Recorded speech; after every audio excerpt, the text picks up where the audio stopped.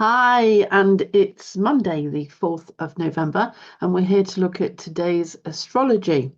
So I'm going to share the chart to start with, just so that we can see what's going on in a visual form. There we go. Right.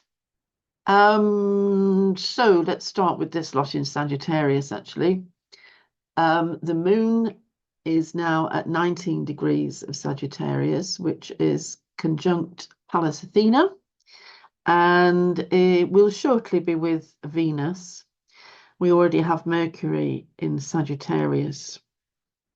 Okay, I'll just cover these to start with.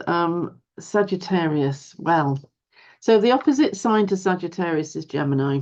This axis is all about learning, it's about information, and it's about how we use that information. I think the best way to think about Sagittarius, to remember Sagittarius, is to remember that Sagittarius gives advice. Now, I say this with my tongue in cheek, because if you're getting Sagittarian advice, it can likely feel that you are being preached to, or you are being taught from a holier than thou and very lofty position. Sagittarius tends to take to heart its position of giving advice.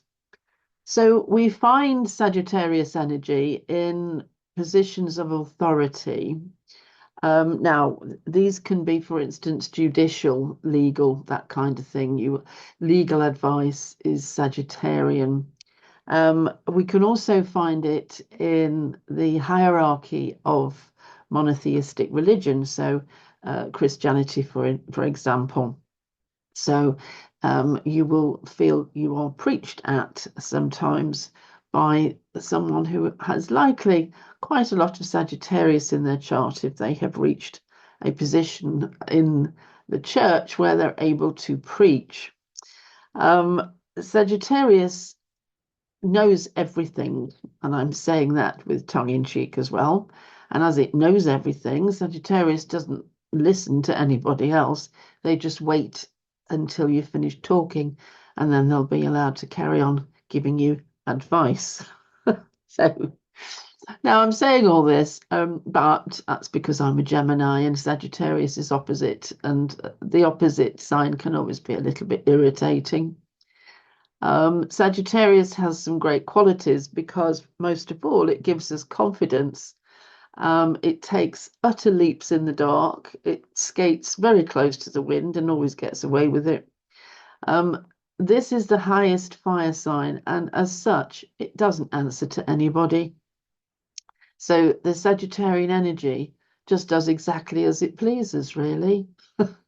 So we find in this so an example, a metaphor, or a good way of thinking about Sagittarius is to just think about Zeus on Olympus throwing his thunderbolts around. And yes, Sagittarius can be inspiring.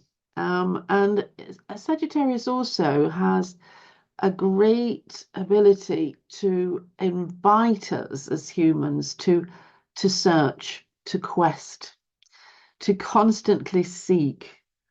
And this is, let's face it, something that's got humans into an awful mess, but also it's probably the thing that will save them at the end of the day.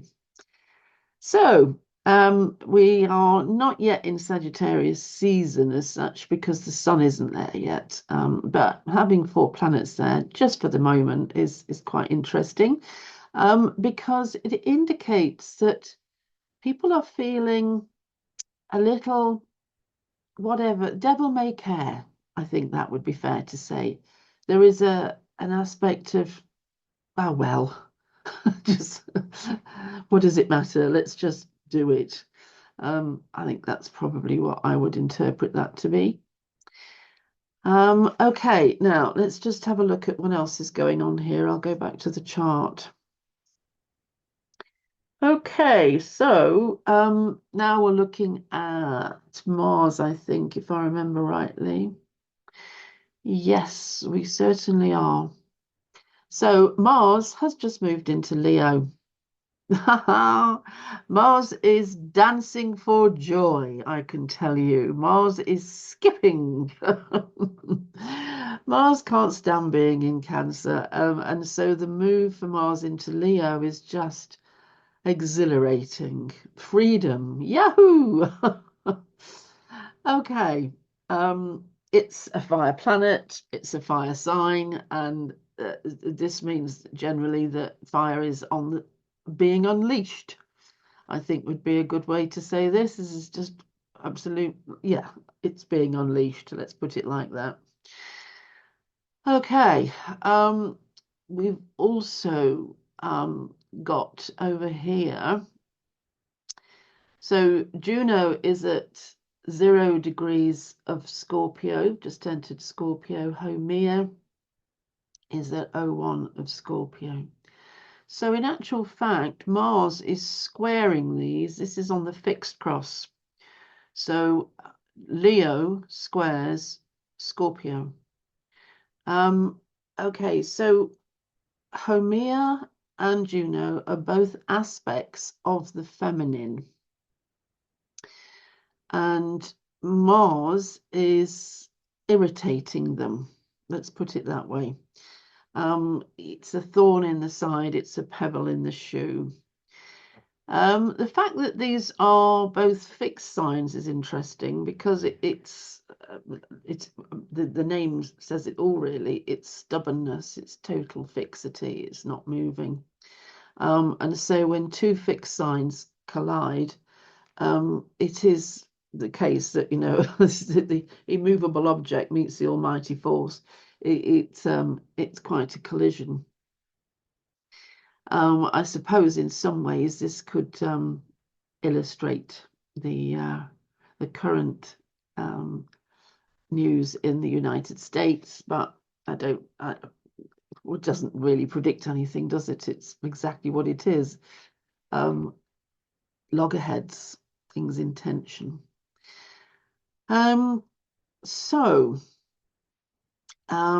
Juno represents relationship and is, to be honest, an aspect of the cosmos and of feminine energy, which is sort of more readily understood by us. Haumea is a dwarf planet, and these guys tend to be talking about much bigger issues than simple relating and relationship and the arguments and the makeups and breakups, which Juno tends to cover. So put them together, you have an aspect of the feminine which is about relating and relationship, but then moves into something of a much wider nature. So you could be looking at birth control issues, that kind of thing. Something that affects populations rather than just the world of two. So energy into both of those forces or energies. Basically, Mars just injects testosterone, adrenaline, call it what you like, just sheer energy.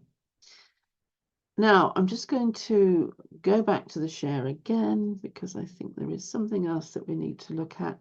Oh yeah, I think it was it's Chiron square Ceres, I believe. Yes, it is on the cardinal cross this time. So it will naturally, it's the other way around. Ceres is squaring Chiron. The faster moving planet always aspects the slower moving planet. Okay, because Ceres, another aspect of the feminine, is about parent-child bonds, and because Chiron tends to rattle that part of us which is our human part, really. It's the bit that makes us feel humiliated, embarrassed, or under-resourced, or hurts. And so there could be painful situations with child-parent relationships. Having said that, I've used a word that, ooh, painful, ooh, that's not very positive. Actually feeling our pain is very positive because we can't heal anything that we don't first feel. You have to feel it before you can heal it. So it is a positive thing. So any issues that have been outstanding when it comes to parents and children, anything that is just sitting there brooding away, bubbling away, etc., is an opportunity to get it all out and see what can be done to improve the situation. And it really depends what you've got sort of on the table as to what that kind of outcome would be.